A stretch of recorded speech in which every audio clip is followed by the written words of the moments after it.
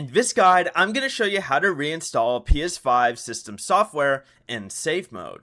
This is Miguel from Just Pause, and before we get into this guide, make sure to like the video and subscribe to the channel with all notifications on for more content like this. It really does help out the channel and we'd greatly appreciate it. If you have any questions, just ask them down in the comment section below. I'm going to be doing my best to reply to every single comment down there.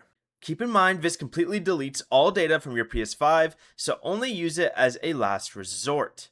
But on a PC or Mac, go ahead and format a USB drive as either FAT32 or exFAT. Then create a folder named PS5, and inside it, create another folder named Update.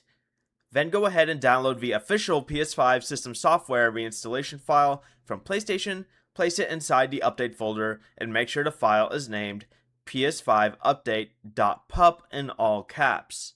Then plug the USB drive directly into your PS5, and with the console turned completely off, hold the power button and release it after the second beep to enter safe mode. Connect your controller with a USB cable, press the PlayStation button, then select Reset PS5, reinstall system software. Follow the on-screen instructions to reinstall the system software.